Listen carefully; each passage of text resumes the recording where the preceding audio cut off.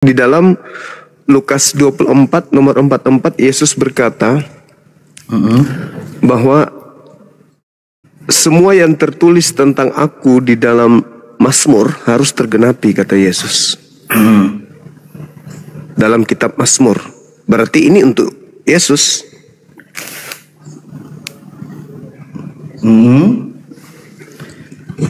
Nah, berarti yang mengatakan aku tidak akan mati itu Yesus dong. Salam satu Tuhan.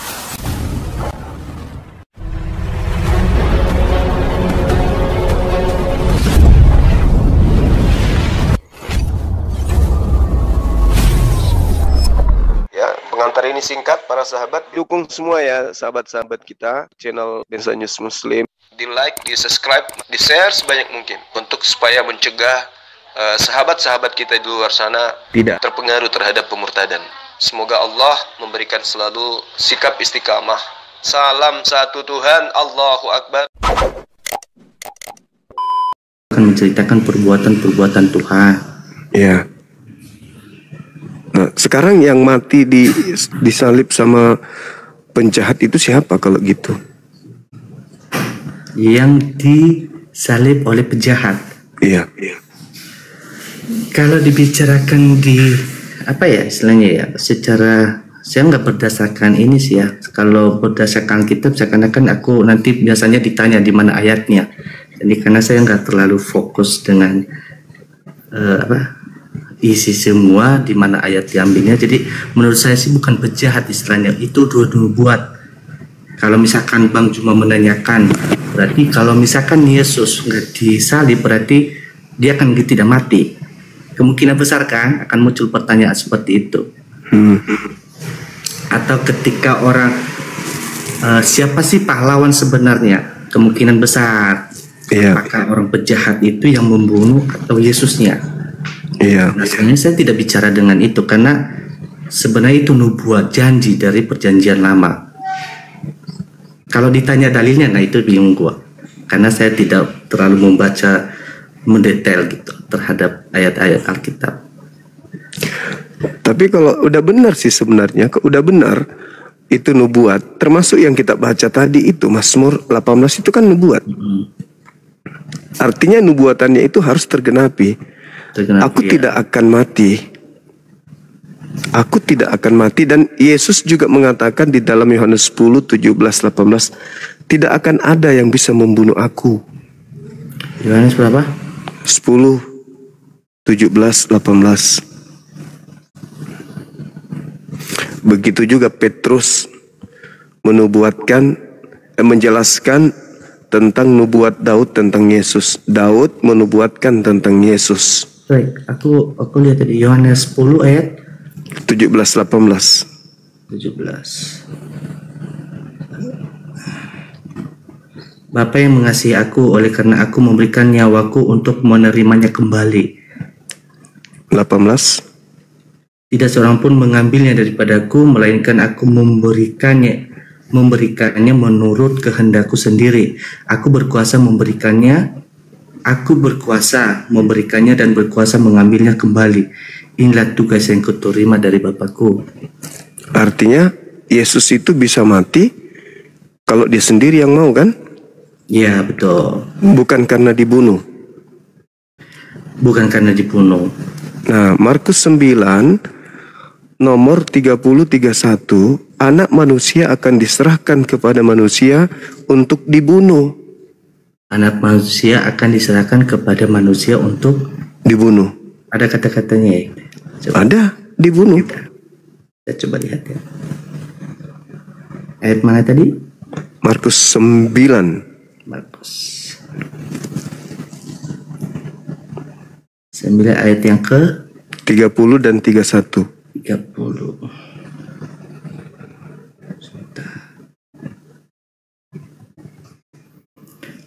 Pemberitahuan kedua tentang penderitaan Yesus.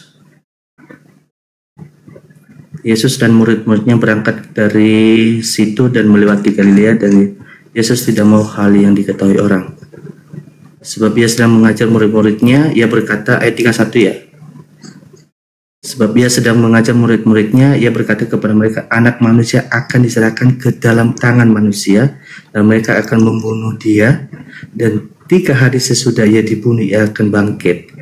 Dan 32 mereka tidak mengerti perkataan itu, namun segan menanyakan kepadanya. Dibunuh oleh manusia. Itu siapa? Kan Yesus dibunuh. Yesus dibunuh. Iya, kalau dilihat dari Markus 9. Iya, dan dia mengatakan dia anak manusia, dia akan dibunuh. Ya, dia. Pada saat itu kan menurut saya di sini Yesus yang berbicara, kan dari ayat 30 itu Yesus dan murid-muridnya berangkat di situ melewati Galilea, dan Yesus tidak mau hal yang itu diketahui orang, sebab ia sedang mengajar murid-muridnya. Ia berkata kepada mereka, anak manusia akan diserahkan ke dalam tangan manusia. Dan mereka akan membunuh dia. Dan mereka akan membunuh dia, dan 3 hari. Ya, betul. Kalau itu Yesus, kenapa dia tidak mengatakan dan mereka akan membunuh aku? Dia dari atas itu supaya orang-orang tidak mengenal dia sebagai, oh saya lo Tuhan, gitu istilahnya. Oh, jadi syarat menjadi Tuhan harus mati, dibunuh gitu? Nggak mesti sebenarnya. Ya, terus kenapa dia tidak mengatakan dan pada hari ketiga dan mereka akan membunuh aku? Kenapa harus mengatakan dia? Gini Bang, menurut saya tidak mewakili ya. Tapi saya menyatakan saya Kristen gitu. Menurut tafsiran saya di sini adalah dari awal memang Yesus tidak pernah mengatakan bahwa saya adalah Tuhan. Karena dia tahu bahwa ketika orang di mana dia mengajar, bahwa dia tidak mau menyatakan dirinya saya adalah Tuhan, sembahlah saya dan sebagainya, supaya setiap perkataannya dia dan kelakuan sifat dari apa yang dia lakukan itu murid-muridnya mengerti bahwa ini adalah sang raja gitu. Artinya bahwa mulai dari perjalanannya, mulai dari perkataannya, mulai dari bimbingannya kepada murid-muridnya, ya, sampai dia menanyakan itu nanti di saat ke Petrus ya, di ayat mana itu ya, siapakah aku ini? Engkau adalah Mesias. Engkau adalah Mesias. Dia beberapa murid-muridnya dia menanyakan hal yang sama. Nah, Mesias itu kan manusia yang diurapi Tuhan. Manusia yang diurapi Tuhan. Terus kandungan bahwa dia Tuhan itu di mana?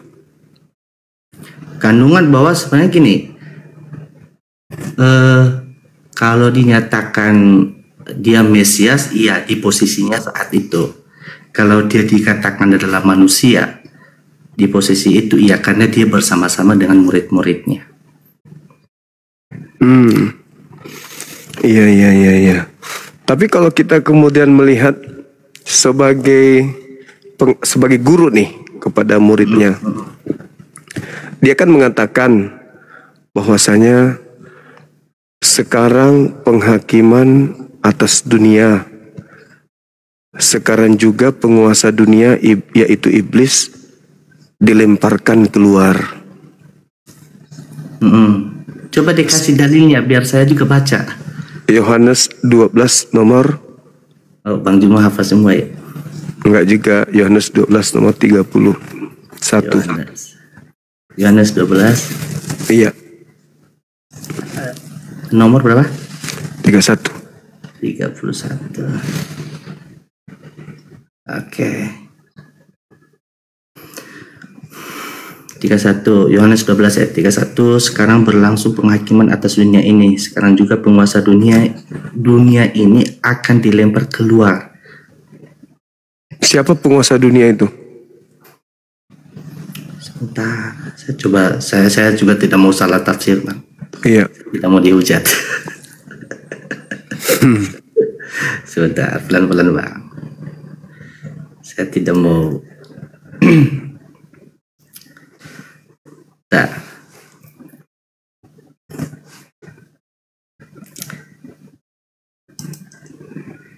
Ayat 31, sekarang berlangsung penghakiman atas dunia ini. Sekarang juga penguasa ini akan dilempar keluar. Dan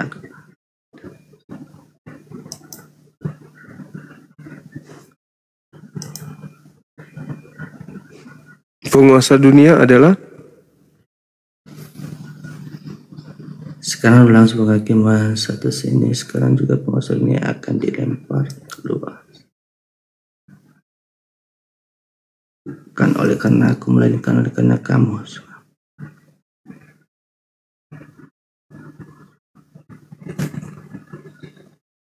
Tapi Yesus yang berkata di sini sih, Bang. Yang mana tuh? Ya, Yesus yang berkata. Yesus berkata kepada muridnya, sekarang berlangsung penghakiman. Sekarang artinya saat itu. Pada saat itu ya, betul. Pada saat itu. Dan itu berkaitan dengan Lukas 22. Pada nomor ini penyaliban ya mungkin ya. Iya. Jadi upaya penyaliban itu adalah upaya kuasa gelap. Jadi usaha menyalib Yesus itu adalah usaha kuasa gelap. Sehingga Yesus ketika dia didatangi oleh orang-orang Yahudi di Lukas 22 nomor 52-53, kata Yesus begini, sangkamu aku ini penyamun sampai kamu datang membawa pedang dan pentungan. Padahal tiap-tiap hari kamu melihat aku mengajar di bait suci, tapi kau tidak menangkap aku, tidak membunuh aku. Tetapi inilah saatmu dan saat kuasa kegelapan. Artinya sudah saatnya kuasa kegelapan berkuasa. Nah, sehingga Yesus dalam Yohanes itu diterangkan bahwa sekarang saatnya penghakiman dunia, sekarang juga penguasa dunia dilemparkan keluar. Penguasa dunia itu iblis. Jadi iblis ini silakan. Itu menurut Bang Juma ya, iblis. Iya, memang iblis penguasa dunia itu. Sekarang juga penguasa dunia akan dilemparkan keluar. Dan aku, apabila aku ditinggal dari bumi, aku akan merajai semua orang yang datang kepadaku. Nah, itu Yesus tuh. Yesus itu yang terangkat, tapi ada yang dilempar keluar. Yesus terangkat, ada yang dilempar keluar. Oke, itu belum saya bisa jawab itu. Nah, sekarang Yohanes 14 nomor 30 dulu. Seakan-akan Bang Zuma ngajarin gua ini jadinya deh. Bukan, sama-sama belajar kita. Tumben komentarnya agak-agak sedikit bagus ini komentarnya. Iya, karena statusnya suara pelan, jadi TikTok nggak manas dia, HP juga tidak panas. Berapa tadi? Yohanes 14:30. 14:30. Oke. Tidak banyak lagi aku berkata-kata dengan kamu, sebab penguasa dunia ini datang dan ia tidak berkuasa sedikit pun atas diriku. Nah, dari ayat ini siapa penguasa dunia itu? Tidak banyak lagi aku berkata-kata dengan kamu. Ini Yesus yang berkata ya? Iya. Yesus yang berkata. Sebab penguasa dunia ini datang dan ia tidak berkuasa sedikit pun atas diriku. Penguasa dunia itu iblis tidak berkuasa sedikit pun atas diriku.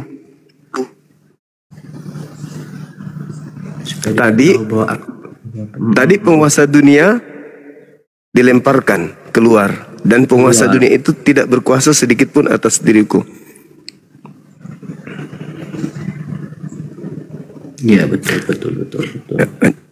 Mau nggak di mana iblis itu menyatakan dirinya sebagai penguasa dunia? Bukan mau, saya nggak mau. Tapi dia iblisnya yang mau. Enggak, bukan, jangan bilang mau. Iblis. Ayatnya mana? Di dalam Lukas 4. Coba buka Lukas 4 nomor 6 sampai nomor 13.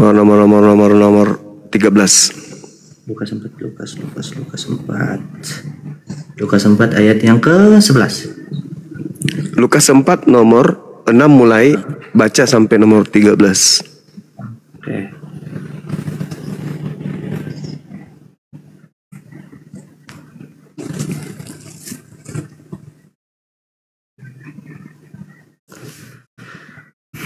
Pencobaan di padang gurun. Oke. Kata iblis kepadanya, segala kuasa itu serta kemuliaannya akan diberikan kepadamu. Sebab semuanya itu telah diserahkan kepadaku dan aku memberikannya kepada siapa saja yang kukehendaki. Jadi jikalau engkau menyembah aku, seluruhnya itu akan menjadi milikmu. Tetapi Yesus berkata kepadanya, ada tertulis, engkau harus menyembah Tuhan Allahmu dan hanya kepada Dia sajalah engkau berbakti. 9. Kemudian ia membawa Yesus ke Yerusalem dan menempatkan Dia di bubungan bait Allah. Lalu berkata kepadanya, jika engkau anak Allah, jatuhkanlah dirimu dari sini ke bawah. Ayat 10, sebab ada tertulis mengenai engkau, ia akan memerintahkan malaikat-malaikatnya untuk melindungi engkau, dan mereka akan menatang engkau di atas tangannya supaya kakimu jangan terantuk kepada batu. Yesus menjawabnya, ayat 12 ya. Ya. Yesus menjawabnya, katanya ada firman, jangan engkau mencobai Tuhan Allahmu. Sesudah iblis mengakhiri semua percobaan itu, ia mundur daripadanya dan menunggu waktu yang tepat. Waktu yang baik. Ya, waktu yang baik atau waktu yang tepat. Nah, sekarang gini. Iblis datang menawarkan kuasa kepada Yesus, betul? Betul. Kuasa langit dan bumi, betul? Yesus terima nggak? Tidak. Oke. Sekarang adik ini boleh nggak buka Matius 28 nomor 18? Matius 28. Sampai nomor 20. Matius 8. 28. Matius 8 ayat nomor berapa? Dari data 18 sampai 20.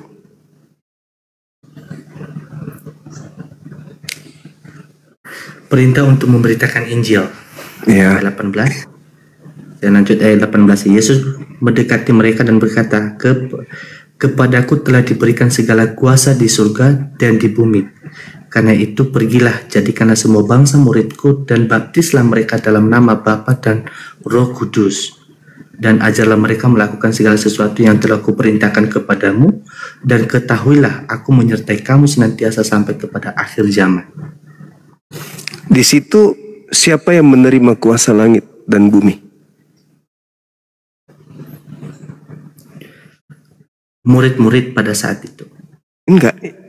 Yang keluar dari kubur mendatangi mereka dan berkata, kepadaku telah diberi kuasa, baik di surga maupun di bumi. Itu siapa? Ini kebangkitan Yesus. Ya, jadi yang bicara itu siapa? Yesus. Tadi yang dikasih kuasa oleh iblis di padang gurun itu siapa? Yang dikasih kuasa. Tapi dia tolak. Itu siapa? Yesus. Ini yang terima siapa? Ini kan kalau di perkataannya setelah dia bangkit. Iya betul. Tadi Yesus menolak. Ya. Iblis berkata, sebab aku berkuasa memberikan kepada siapapun yang aku kehendaki.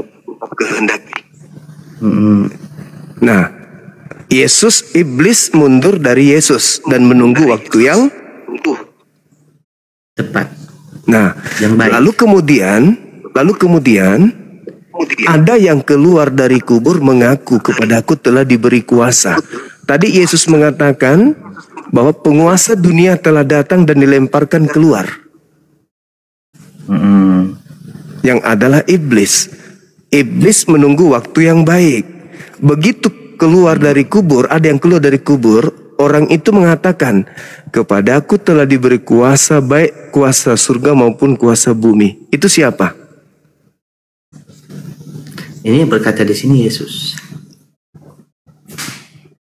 Jadi Yesus tadi tidak menerima, tapi di situ dia terima. Kalau di sini saya boleh ini ya? Iya, silakan. Sanggah sedikit. Silakan, nggak apa-apa. Ya. Oke. Kalau di saat tadi itu kan masa pencobaan. Ya, kan Yesus pergi ke padang gurun ya, kalau nggak salah. Oke. Di bumbungan bait suci, habis itu ke padang gurun. Yang menjanjikan kuasa surga dan bumi kepada Yesus tadi itu siapa? Iblis. Pernah nggak pencipta langit dan bumi Bapa atau Elohim menjanjikan kepada Yesus kuasa langit dan bumi?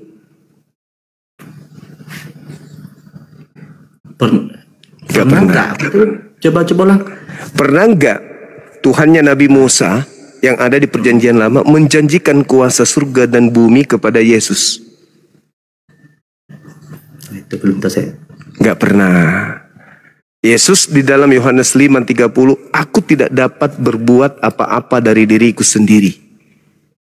Nah, penguasa dunia itu tadi yang datang kepada Yesus menjanjikan kuasa kepada Yesus. Yesus terima enggak? Enggak. Ya. Enggak kan? Nah, sekarang ada orang yang keluar dari kubur mengaku menerima kuasa. Berarti itu bukan Yesus dong. Nah, kalau itu bukan Yesus, berarti yang disalib bukan Yesus. Kalau yang disalib bukan Yesus, berarti yang bangkit pada hari ketiga bukan Yesus. Nah, apa solusinya? Yesus berkata kepada muridnya di dalam Matius 24 nomor 4 nomor 5. Kata Yesus begini. Waspadalah kepada penyesat yang datang kepadamu memakai namaku dan berkata akulah Kristus. Nah, menurut adek ini, penyesat yang datang setelah Yesus itu bernama siapa?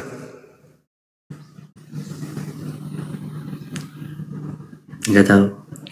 Yesus berkata kepada muridnya, Yesus nih yang berkata, waspadalah kepada penyesat yang datang kepadamu memakai namaku dan berkata akulah Kristus, jangan kamu percaya. Nah, menurut Yesus penyesat yang datang setelahnya bernama siapa?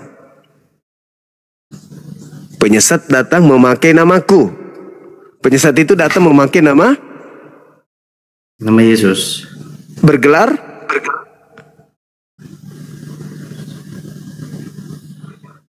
Kristus. Kalau disambung, penyesat itu bernama Yesus Kristus. Betul? Iya dong. Lah kan penyesatnya datang memakai nama Yesus dan berkata akulah Kristus. Berarti penyesatnya bergelar Yesus Kristus. Betul? Oke. Yang keluar dari kubur atas nama siapa? Yang tadi? Yesus.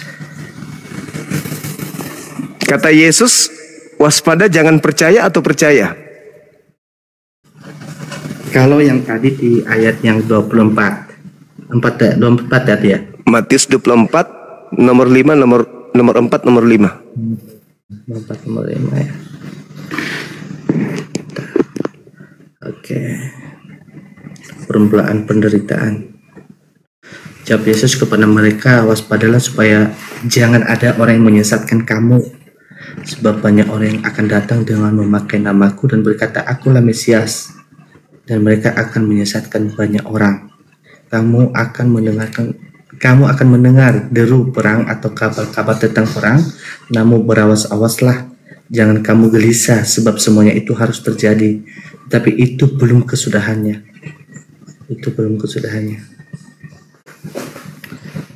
Bagaimana? Ada penyesat yang datang memakai nama Yesus Kristus. Pernah nggak murid-murid ini dianiaya, disesa, diperangi? Saya belum masuk ke situ, belum. Oke, baik. Belum. Jadi penyesatnya itu datang memakai nama Yesus Kristus atau Yesus Mesias. Nah, sekarang kembali kepada tema yang tadi.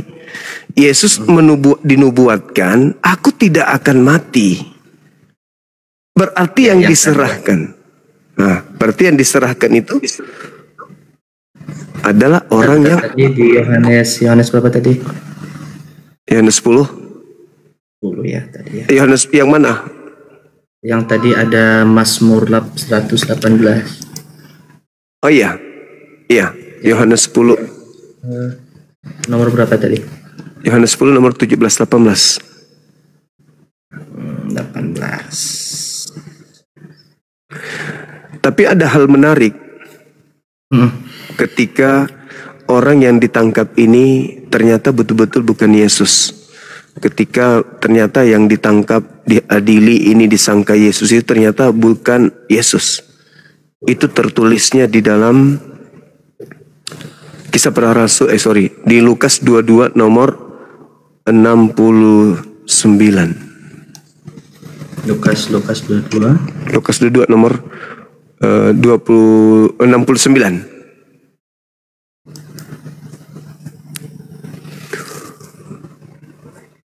Ada enggak?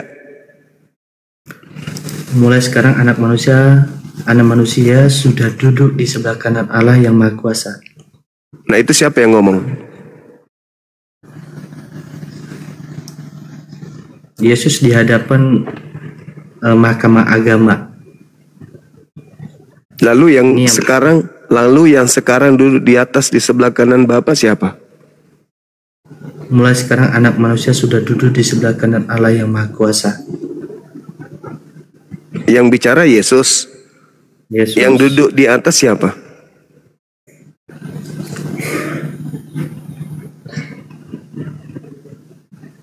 Yesus. Berarti ada berapa Yesus? Sebenarnya kalau saya tafsirkan sendiri ya, sorry kalau salah. Iya, silakan. Lebih apologet ya. Silakan. Di sini kan lagi di sidang tuh, lagi ditanyai. Sidang ditangkap ya, udah ditangkap. Jadi saya baca ayat yang 66. Dan setelah hari siang berkumpullah sidang para tua-tua bangsa Yahudi dan imam-imam kepada ahli-ahli Taurat, lalu mereka menghadapkan dia ke mahkamah agama mereka. Katanya, jikalau engkau adalah Mesias, katakanlah kepada kami. Jawab Yesus, sekalipun aku mengatakannya kepada kamu, namun kamu tidak akan percaya. Dan sekalipun aku bertanya sesuatu kepada kamu, namun kamu tidak akan menjawab. Mulai sekarang anak manusia sudah duduk di sebelah kanan Allah yang Maha Kuasa. Kamu tidak akan percaya. Terus? Kata mereka semua, kalau begitu engkau ini anak Allah? Jawab Yesus, kamu sendiri mengatakan bahwa akulah anak Allah. Lalu kata mereka, untuk apa kita perlu kesaksian lagi? Kita ini telah mendengarkan dari mulutnya sendiri. Yesus menjawab, enggak. Iya, aku adalah anak Allah. Yang ditangkap itu enggak kan? Tidak. Nah, dia mengatakan mulai sekarang Yesus sudah duduk di sebelah kanan Tuhan yang Maha Kuasa. Jadi, yang tadi saya maksud adalah, silakan. Kalau menurut tafsiran saya sendiri, karena saya anggap dia sebagai Tuhan, bisa jadi apa saja. Termasuk bisa dibunuh. Itu bentar. Itu tafsiran saya. Ya, karena saya anggap dia sebagai Tuhan, sebagai Allah saya, dia sebagai Tuhan pada di saat dia udah tahu bahwa kematiannya akan berakhir. Dia bisa jadi apa saja. Baik. Karena ada ini menggunakan akal tafsiran, akal sendiri. Saya coba masuk ke situ ya. Nah, sekarang gini. Yang tadi yang minta disembah siapa? Yang mana? Yang tadi minta disembah, Yesus pun disuruh sembah dirinya, itu siapa? Yesus. Aku akan memberikan kuasa langit dan bumi dan segala kuasa, segala kemegahan dunia akan aku berikan kepadamu, Yesus, apabila engkau menyembah aku. Itu siapa? Itu siapa? Itu iblis. Iblis. Boleh nggak iblis berpura-pura jadi Yesus supaya dia dituhankan banyak orang? Boleh. Nah, oke, boleh. Sekarang ada nggak Yesus mengajarkan menyembah dirinya? Di sini. Waktu pada saat dia mengajarkan kepada Bani Israel. menyembah dirinya. Kalau kata di perjanjian baru tidak ada. Tidak ada. Lalu siapa yang mau disembah? Lalu siapa yang mau disembah? Ya. Yesus. Yesus mana ada pernah mau disembah? Di mana itu? Ya. Karena kalau dalil itu saya juga nggak bisa saya hubungkan dengan ayat saya nggak bisa. Ya mohon maaf.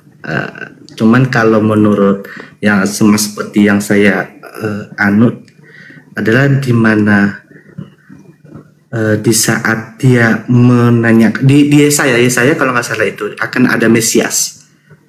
Mesias itu kan jadi gini. Yesus itu kan tujuannya turun ke bumi agar orang memperoleh hidup kekal kan? Hidup kekal, iya betul. Yohanes 3 ayat 16. Yesus memberikan hidup kekal itu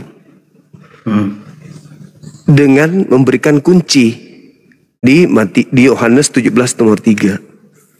Hidup kekal itu adalah mereka mengenal Engkau satu-satunya Tuhan yang benar dan mengenal Yesus Kristus yang Engkau utus. Pertanyaan saya nih, Yesus mau dikenal sebagai utusan Tuhan atau sebagai Tuhan untuk kita memperoleh hidup yang kekal? Sebagai dua-duanya bisa jadi. Lah, itu dalil, jangan tabrak dalil. Yesus Yohanes 17 nomor 3, hidup kekal itu adalah mereka mengenal Engkau satu-satunya Tuhan. Jangan dua-duanya. Dan mengenal Yesus yang Engkau utus. Nah, sekarang pertanyaan saya, Yesus mau dikenal sebagai apa agar orang itu mendapat hidup kekal? Sebagai utusan Tuhan atau sebagai Tuhan?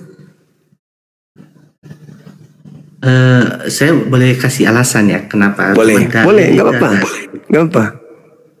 Dia kan di dunia itu mengajarkan, benar ya? Masuk nggak? Gimana? Mengajar. Dia dalam posisi mengajar. Dalam posisinya tadi kan katanya boleh sebagai utusan atau sebagai Tuhan. Ya kan, gini, dalilnya kan gini. Hidup kekal itu adalah mereka mengenal Engkau satu-satunya. Masuk nggak Yesus di situ? Satu-satunya? Hah?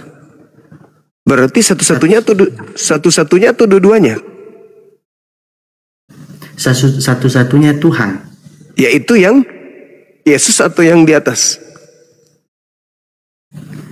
Yesus juga termasuk di situ. Oh, kalau masuk berarti dua dong. Enggak dua kan? Hah? Maksudnya enggak? Jadi gini. Saya kasih penjelasan dulu. Iya, silakan. Silakan. Kita diskusikan lagi. Silakan. Jadi menurut saya, kenapa saya bilang itu boleh sebagai utusan, sebagai Tuhan itu karena pada saat dia mengajarkan, dia sebagai apa di situ? Ya sebagai manusia. Ya sebagai utusan Tuhan. Terus kapan dia sebagai Tuhan?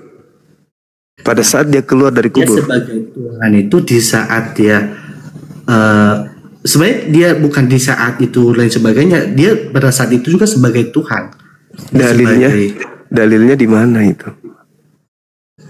Nah itu dia, kalau ditanya dalil aku belum hafal. Kenapa adek ini kemudian menganggap dia Tuhan?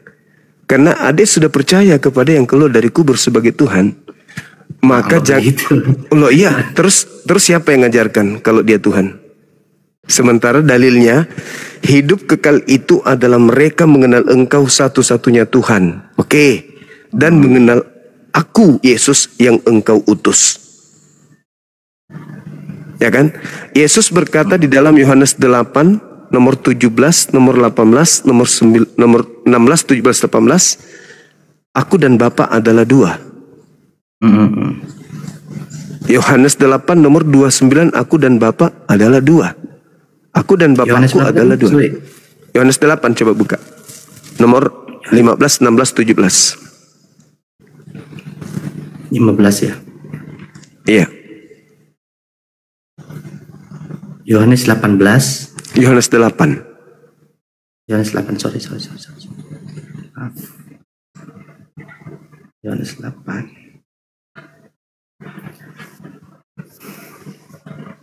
Yesus adalah terang dunia.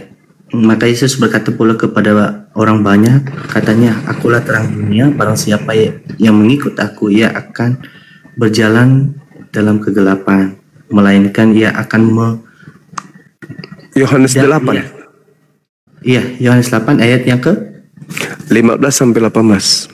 15.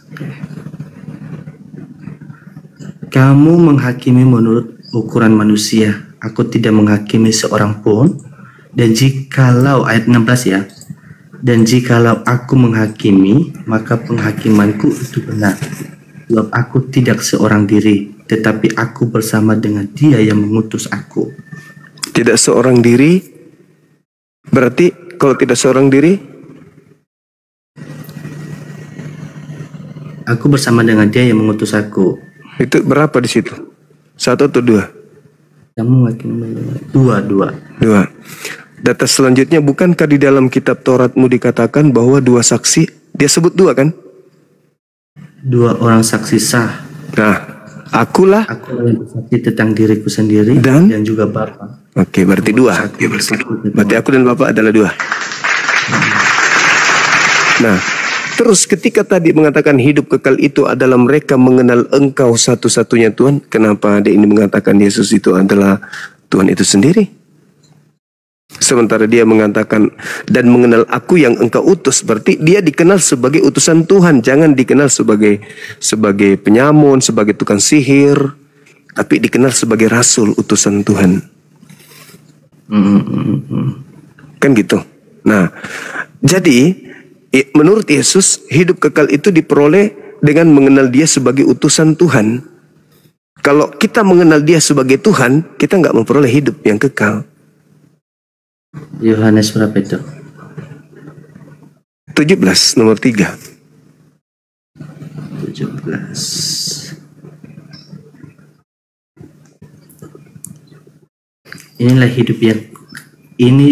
hidup yang kekal itu, yaitu bahwa mereka mengenal Engkau satu-satunya Allah yang benar dan mengenal Yesus Kristus yang telah Engkau utus. Nah, berarti Yesus mau dikenal sebagai utusan, betul? Ya, betul. Kalau di ayat yang ini, supaya kita bisa memperoleh hidup yang kekal. Nah, sekarang yang kita kejar apa dalam hidup ini? Kan hidup kekal. Berarti kekal, keselamatan kekal. Nah, berarti kita cukup mengenal Yesus itu sebagai utusan Tuhan, tidak lebih.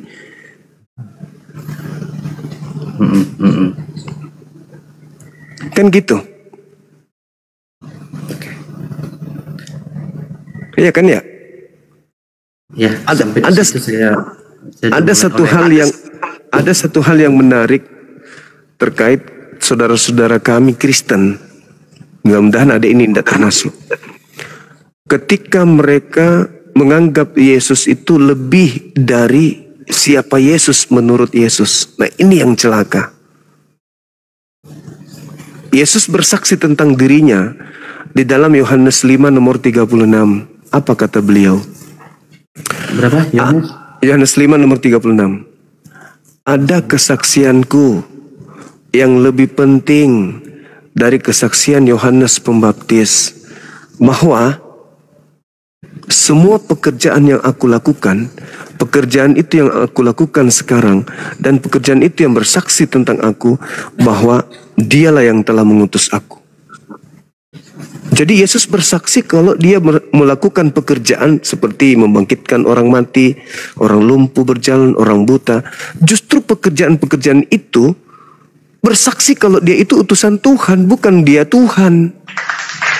Tapi orang Kristen kalau ditanya, kenapa aku menuhankan Dia? Oh, Dia adalah Tuhan sepenuhnya. Apa buktinya Dia Tuhan? Membangkitkan orang mati, membuat ini. Padahal Yesus bersaksi semuanya itu. Pekerjaan itu justru bersaksi kalau Dia adalah utusan Tuhan. Nomor 37-nya itu yang menarik. Coba boleh nggak dibaca biar saya dengar juga? Boleh. Bapa yang mengutus aku, Dialah yang bersaksi tentang aku. Kamu tidak pernah mendengar suaranya, rupanya pun tidak pernah kamu lihat. Jadi Yesus Pernah nggak dilihat rupanya Yesus? Pernah. Enggak, maksudnya orang-orang saat itu. Salah belum, secara khas belum. Kalau orang saat itu pernah nggak melihat Yesus? Murid-muridnya mendengar suara Yesus? Mereka mendengar suara Yesus juga nggak? Mendengar. Coba dibaca ulang lagi. Saya juga masih. Apa yang mengutus aku, dialah yang bersaksi tentang aku. Kamu tidak pernah mendengar suaranya, rupanya pun tidak pernah kamu lihat. Bapa yang bersaksi tentang aku, dialah yang telah mengutus aku. Kamu tidak pernah mendengarkan suaranya, kamu tidak pernah melihat wajahnya. Jadi Bapa dan Yesus sama nggak? Bapa itu nggak pernah dilihat oleh muridnya, Bapa itu tidak pernah didengar oleh muridnya. Jadi Yesus yang mereka lihat dan yang mereka dengar ini siapa? Bapa atau bukan?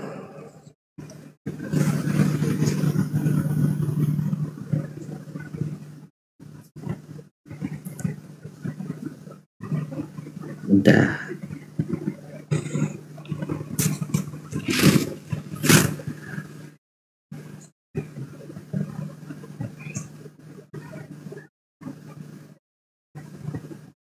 Tetapi kalau kita lihat dari kesaksian dari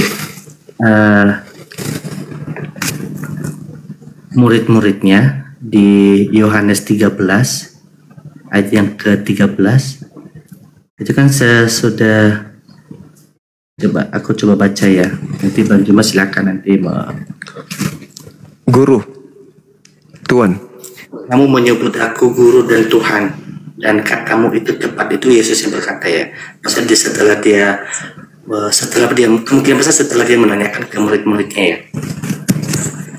Ya, Yesus mengajar pada saat itu menggunakan bahasa Indonesia.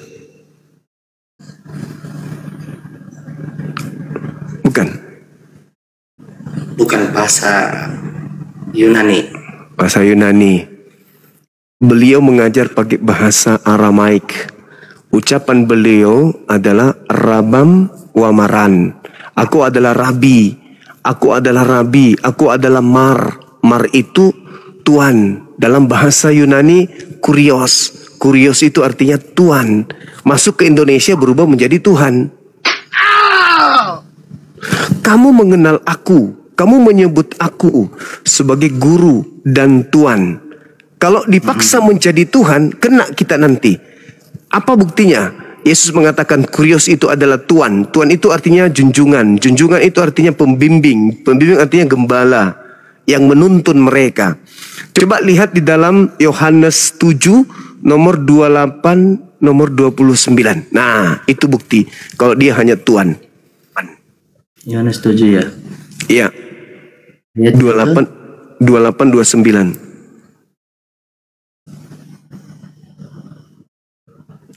Waktu Yesus mengajar di Bait Allah, ia berseru, "Memang aku kamu kenal dan kamu tahu dari mana asalku? Namun aku datang bukan atas kehendakku sendiri, tetapi aku diutus oleh Dia yang benar yang tidak kamu kenal." Memang kamu kenal aku,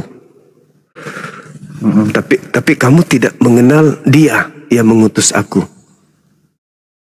Berarti beda kan antara yang mengutus dengan yang diutus? Diutus. Berarti dia bukan Tuhan, dia cuma Tuan. Kamu memang mengenal aku. Boleh nomor selanjutnya 28-nya boleh? 29. Aku itu 28 tadi. Waktu Yesus mengajar Bait Allah itu tadi 28, 29 sekarang. Aku kenal Dia sebab aku datang dari Dia dan Dialah yang mengutus aku. Itu ayat 29. Nah, aku mengenal Dia. Kamu tidak mengenal Dia. Kamu mengenal aku, tapi kau tidak kenal Dia. Aku kenal Dia. Sebab Dia yang telah mengutus aku. Berarti memang antara Dia yang mengutus dengan yang yang diutus ini beda. Terakhir boleh nggak? Khotbah ya? Petrus apa? Kisah Para Rasul 2 nomor 22. Hah? Kisah Para Rasul bukan Petrus. Iya, tapi itu Petrus yang diceritakan lagi berkhotbah. Iya. Petrus berapa? 22. Ya. Ayat yang ke? Kisah Para Rasul 2 nomor 22. Nomor 2 ayat 22. Sorry. Ya. Judulnya itu Pentakosta.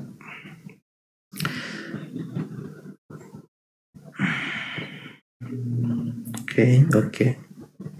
Hai orang-orang Israel, dengarkanlah perkataan ini. Yang aku maksudkan ialah Yesus dari Nazaret, seorang yang telah ditentukan Allah dan nyatakan kepadamu dengan kekuatan dan mujizat dan tanda-tanda yang dilakukan oleh Allah dengan perantaraan Dia di tengah-tengah kamu seperti yang kamu tahu. Siapa yang melakukan mukjizat?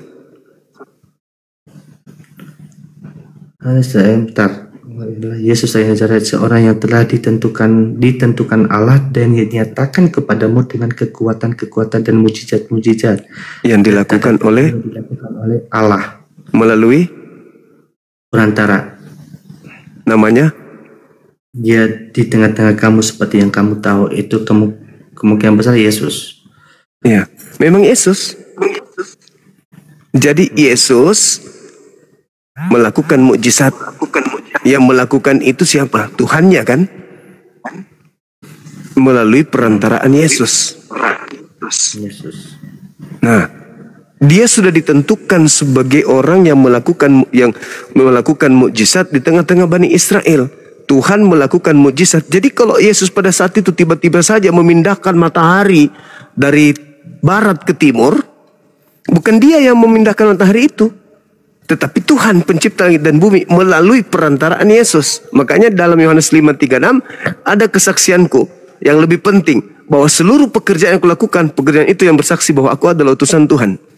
Nah sekarang ketika Tuhan melakukan pekerjaan melalui Yesus, sekalipun Yesus mengatakan dosamu telah aku ampuni, aku adalah Tuhan, bla bla bla bla bla, rupa-rupanya yang melakukan itu adalah Tuhan melalui perantaraan Yesus. Yesus bukan, dia hanya perantara saja. Nah, bagaimana dengan murid-muridnya? Tadi kan ada ini mengambil Yohanes 13 nomor 13.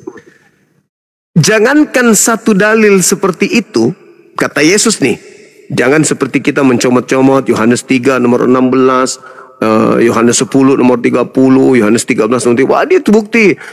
Apalagi Yohanes 1 nomor 1, Yohanes 1 nomor 14. Semuanya ini bukti ketuhanan Yesus. Kita rangkumkan pengajaran Yesus kepada murid-muridnya. Yohanes 17 nomor 8 itu simpulan semua dari firman yang Yesus sampaikan kepada mereka. Apa kata Yesus? Segala firman yang engkau berikan kepadaku telah aku sampaikan kepada muridku dan mereka telah menerimanya dan mereka percaya dengan pasti bahwa engkaulah yang telah mengutus aku. Jadi semua tinta merah yang ada di Bible ini, kata Yesus, semua yang tinta merah telah Yesus sampaikan kepada muridnya dan muridnya telah menerimanya dan murid percaya bahwa Yesus adalah utusan Tuhan. Jadi data ucapan Yesus mana yang bisa menghantarkan kita menuhankan dia? Sementara murid telah menerima semua perkataannya, tapi kesimpulannya mereka hanya menganggap Yesus itu sebagai utusan. Selesai. Lantas kenapa ada Kristen muncul menuhankan Yesus? Karena itu tadi, yang keluar dari kubur yang memang mau dituhankan, memakai nama Yesus. Makanya saya pernah dialog sama pendeta. Saya katakan, saya tidak akan menggubris Anda menuhankan Yesus. Tidak akan. Karena memang harus ada yang disesatkan. Karena Yesus sudah menubuatkan.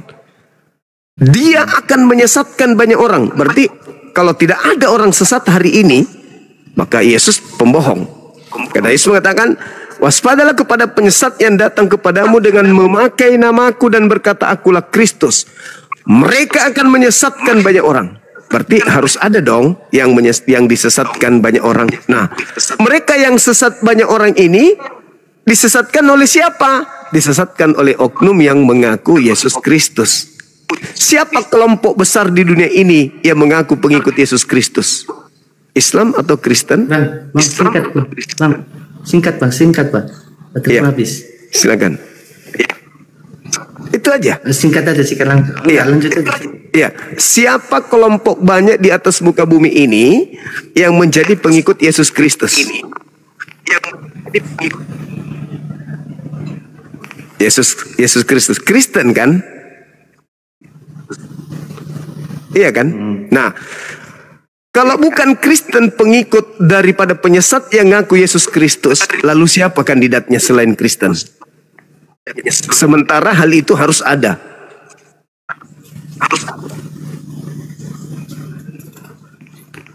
Oke, saya kira cukup dari saya, Dek. Nanti Anda tinggal cari, kalau Kristen ini bukan pengikut penyesat yang mengaku Yesus Kristus yang banyak itu, lalu kelompok mana yang menjadi pengikut Kristus palsu? Sementara di muka bumi ini cuma ada satu kandidat. Islamkah? Nggak mungkin. Hindu? Nggak mungkin. Buddha? Nggak mungkin. Ateis? Nggak mungkin. Oke, makasih ya. Belajar terus. Semangat terus, nanti kalau ada sesuatu. Oke, baik. Oke, makasih. Thank you. Bye. Bye. Oke. Iya, malam.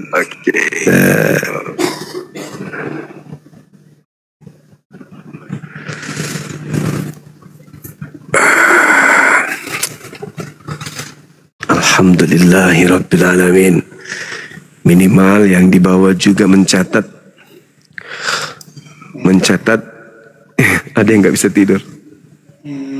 Woi, bangun!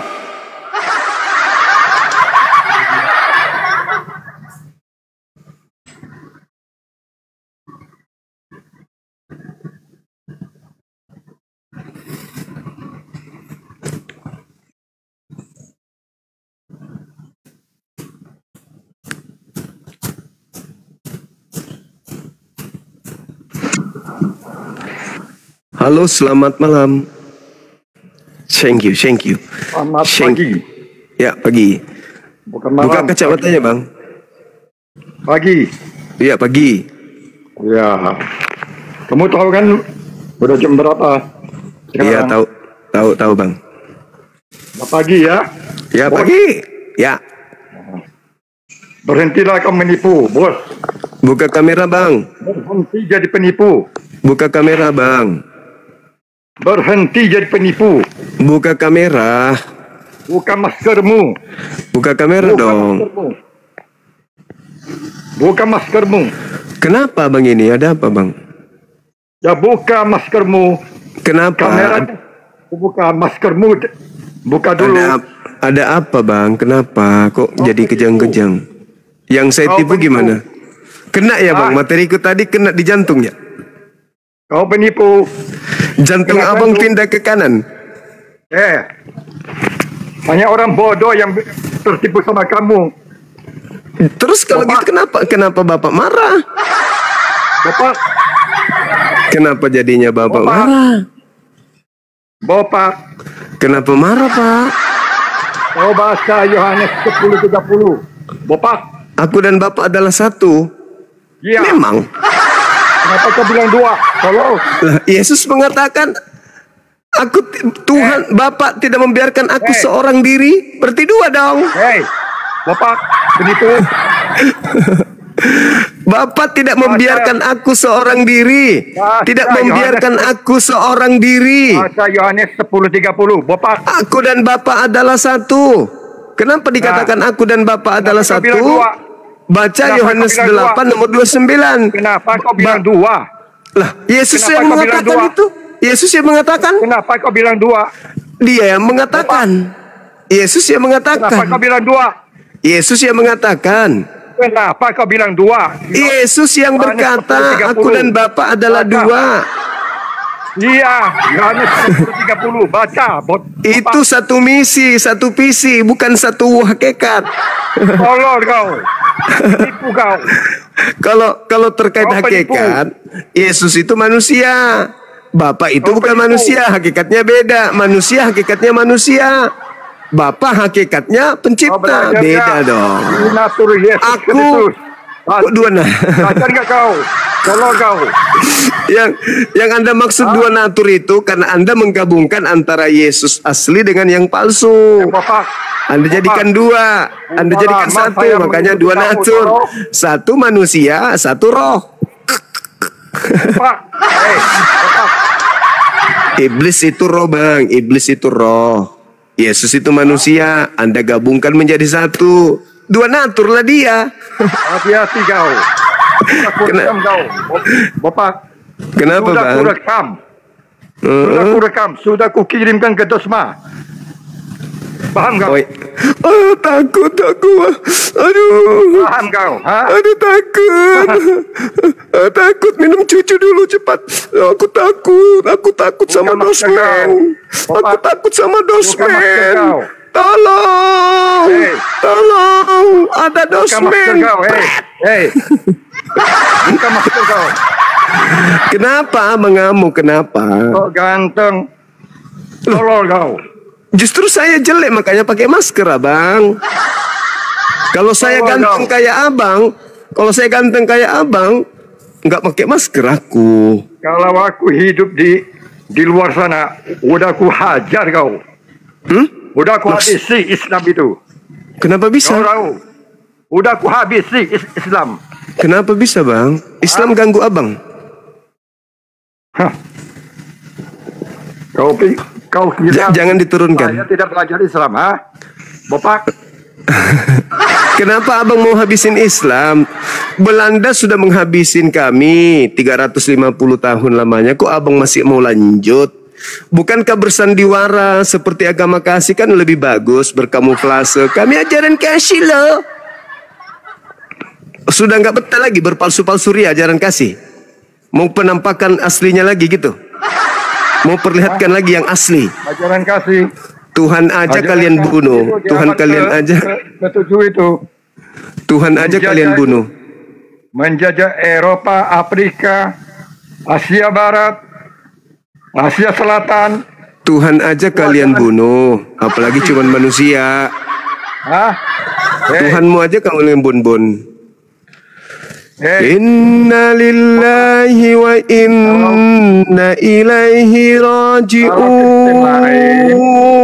Boleh bodoh-bodohi Bapak. Telah berpulang ke rahmatullah Tuhannya Roy Valentino. Dari tadi minta naik.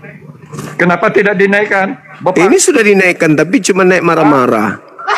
Oh, menipu umat Kristen. Saya tipu apa? Kau bilang Yesus dan Bapa adalah dua kan? Baca Yohanes 8. Baca Yohanes 8. Berani nggak? Yohanes 10:30. Berani nggak baca Yohanes 8 nomor 17 sampai 18? Berani nggak? Itu konteksnya itu apa? Ya sama. Yohanes 10:30 itu konteksnya apa juga? Kalau kau mau tahu konteksnya Yohanes 10 nomor 30, baca nomor 34 sampai 36. Wah, Bang Suma dilawan. Keren. Cuma cukup kau belajar Duina Yesus Kristus. Kalau Tuhan pencipta langit dan bumi. Hei, Tuhannya Yahudi ada berapa natur? Tuhannya Yahudi. Apanya Duinatur? Iya, Tuhannya Yahudi. Tuhannya Yahudi itu ada berapa natur? Trinitas. Di mana tertulis di kitabnya Yahudi kalau Tuhannya Trinitas? Kau baca Kejadian. Kejadian apa? Kejadian 1. Baca itu. Ada berapa di situ? Ada berapa di situ? Baca. Ada berapa? Itu. Baca. Roh Tuhan melayang-layang. Ada air. Yang mana lagi? Roh Tuhan. Ada roh Tuhan. Berarti yang di Ayub 27 nomor 3 itu roh Tuhan dalam hidung gitu. Goblok kau. Goblok kau. Hei. Saya tidak berbicara tentang Ayub. Iya. Kalau Anda menganggap Kejadian 1 itu roh Tuhan Tuhan punya roh. Berarti Anda harus mengakui Ayub 27 nomor 3 itu roh Tuhan. Kejadian itu. Roh Tuhan ada di dalam. Roh Tuhan ada di dalam lubang hidungku. Lanjutkan dulu kau. Berarti roh Tuhan itu bahasanya yang utuh. Lanjutkan jadi dulu. roh Tuhan itu Tuhan. Lanjutkan dulu. Jadi roh Tuhan itu Tuhan.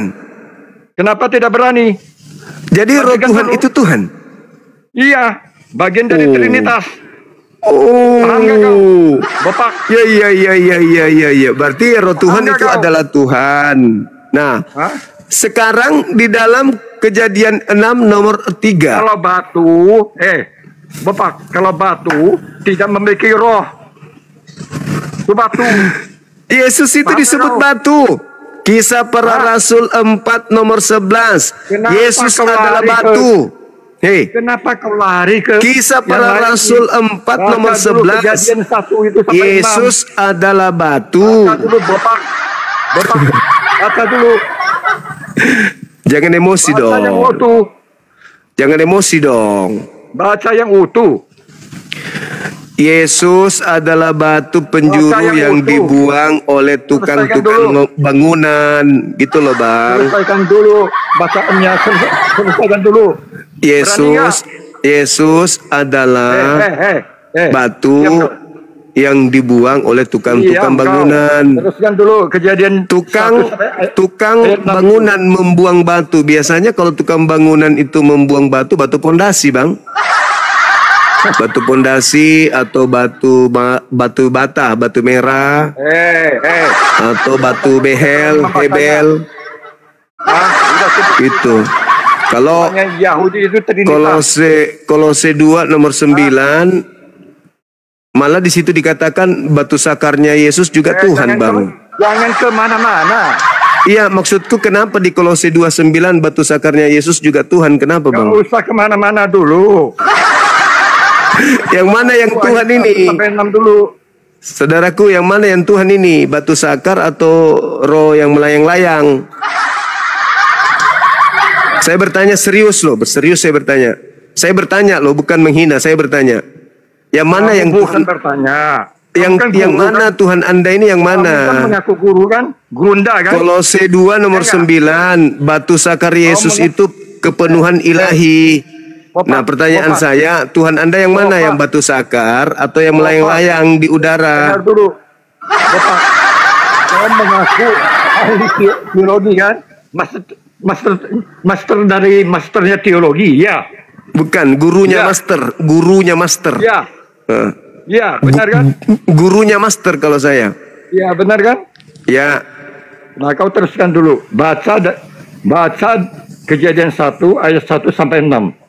Baca dulu kau. Ngapain harus kubaca? Saya cuma bertanya sama saudara. Kolose 2 nomor 9 itu. Yahudi itu berapa?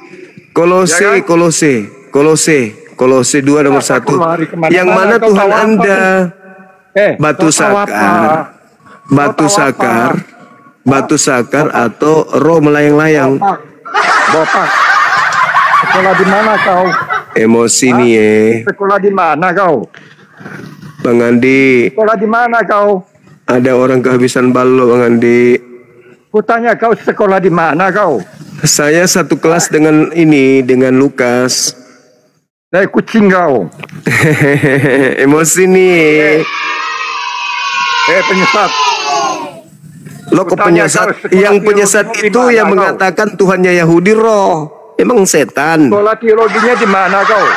Setan itu roh. Tuhan Anda juga roh.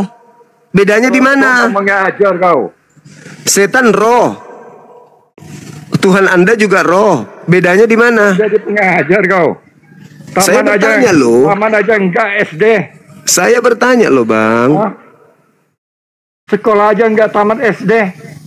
Abang itu kan Alkitab. Abang itu kan Tuhannya roh, iblis juga roh. Kok beda? Kok sama? Tolol kau. Kenapa tolol, Bang? Kan iblis itu roh. Tuhan Anda juga roh. Bedanya di mana? Bedanya di mana, Bang? Abangku Roy. Teologinya di mana kau? Janganlah emosi. Bapak, Sekolah teologimu di mana? Hah? Goblok kau. Kok marah? Kau kayak istrimu kayak selingkuh aja, kau marah-marah sama aku. Kau penipu. Karena kau penipu. Bapak. Apa yang kutipu? Kau yang nipu. Kamu mengatakan Tuhannya Yahudi 3. Itu penipu namanya. Kenapa kau tidak berani membaca itu Kejadian 1? Tidak ada di situ. Kalau kau mengatakan Tuhanmu 3 itu di 1 Yohanes 5 nomor 7. Sebab ada 3 yang bersaksi di surga. Itu baru 3. Kau ngarang-ngarang cerita kau. Ketemuan aja sama aku. Apa? Ku injak-injak pala. Boleh. Pala kau. Di mana mau ketemu? Di mana?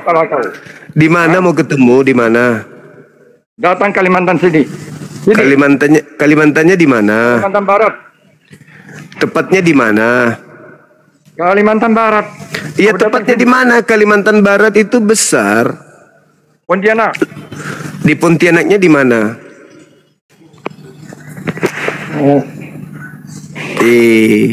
Ngajak ketemuan tapi takut kasih alamat, gimana dong? Kasih alamat yang lengkap biar saya berangkat besok. Kau itu. Kamu berdiri aja susah. Berdiri susah.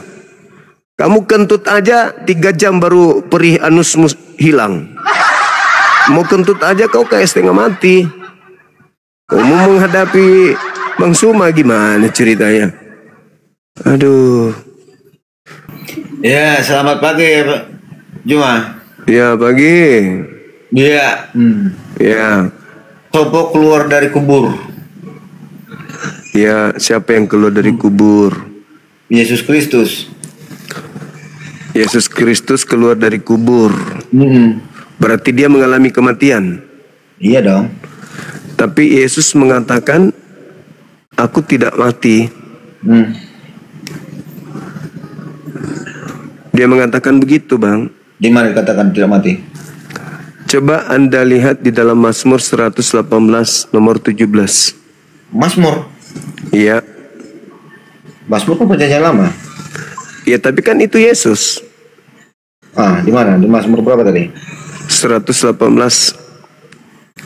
nomor 17. Buka kameranya dong. Tunggu dulu. Bukalah. Sok cantik pula ini. Ya kau bukalah maskermu cuma dada. Apa pula kau bermusuhan sama maskerku? Buka. Ya udah, mana? Itu. Kenapa nggak buka? Nah, gitu dong. Udah cakep begitu kok sembunyi. Masuk berapa tadi? 118 ayat 17. Oh, gak mau 118 mana nih? Ayat 17. Ya. Apa katanya? Aku tidak akan mati, tetapi hidup aku akan menciptakan perbuatan-perbuatan Tuhan. Nah itu. Kata Yesus, aku tidak akan mati. Ya iya, dia kan bangkit dari kematian itu, makanya. Ya itu mati namanya. Mati itu namanya. Tapi dia mengatakan aku tidak akan mati. Ini Mazmur ini berbicara dengan siapa? Tentang Yesus dong. Oke, di mana dikatakan Yesus di sini? Coba Anda baca datanya selanjutnya. Coba selanjutnya. Nah, nomor dua-duanya.